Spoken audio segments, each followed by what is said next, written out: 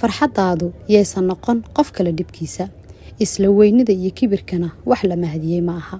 Mucaawiya bin Abu Sufyaan ay maalin wada socdaaleen nin ladnaa oo madaxda reer Yemen kamid ahaa oo la dhihi jiray Waa'il bin Hajar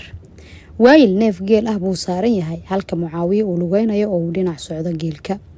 Mucaawiya aad bay xaalad ugu adkaatay diifta ka muuqatay dayaca iyo darxumada nololeed ee haysatay ayaa waxa u sii dheeraa inuu cagacad yahay maalintaas oo wax kaba uusan xirnayn kuleel daranna wuu jiraa oo lugihii ayaa raran badan iyo holac uu ka dareemayay kuleel Mucaawiya markii uu kuleelkii xamili waayay amaba uu dul qaadan waayay ayuu ku yiri rafiiqiisii safarka ku weelinayay Waa'ilow hasha aan kula raaco ama kula fuulo Waa'il wuxuu ku jawaabay adigoo kale dadka madaxda ah gaadiidka lama raacaan Mucaawiya ayaa mar kale yiri Waa'ilow waliba cagaha ayaan ka gubanayaa ee kabaha kolbi ii dhib maadaama aad adigu hasha saaran tahay asagoo cataawaya ayuu Mucaawiya ku yiri sidaas laakiin Waa'il bin Hajar wuxuu yiri ma mudnid kabahayga xitaa inaad xiratid ee haday dan ku tahay hasha dhinaceeda soo soco oo hooska hasha sidaas ku harso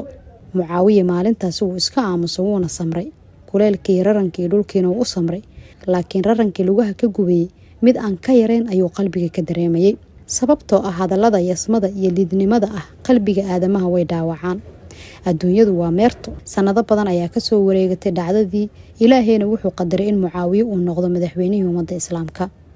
wuxuu kaloo ilaahay qadaray in maalin maalmaha kamid qasriga madaxtooyada Mucaawiya uu soo galo Waa'il bin Hajar oo iska ilaabay dhacdadii iyada ahayd ee uu sameeyay maalintaas horaa loo yiri yeelaa wuu iloobaa la yeelaa sama iloobee Mucaawiya aad ayuu u soo dhaweeyay si sharaf milgo iyo maamuus leh ayuu ku qaabilay Waa'il oo uu ahaa marti Mucaawiya ayaa ku yiri Waa'ilow ma xasuusataa maalintii hadda ka hor sidaas ugu tiri ma mudnid inaad kabahayga xiratid hashana ila raacdid Waa'il bin Hajar wuxuu yiri markii uu Mucaawiya hadalkaas weydiinayay waxaan jeclaystay inaan dhulka galo oo dhulka ila go'o si uusan wajigayga dambe u arkin Mucaawiya ceebta iyo yaxyaha aan dareemay aawadeed waan ka shalaayay waxaan ka shalaayay sababta maalintaas waxaan u sameeyay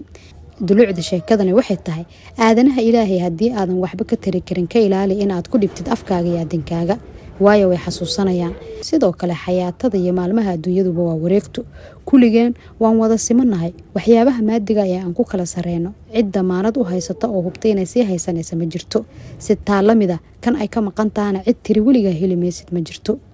waxa ugu daran dadka fuqarada iyo masaakiinta oo la liido xarumaha shaqada waad ku arkaysid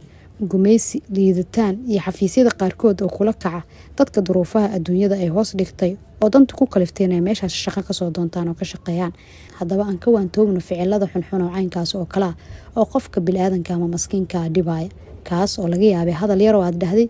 inuu qalbigiisa dhaawacay oo xasuusan doono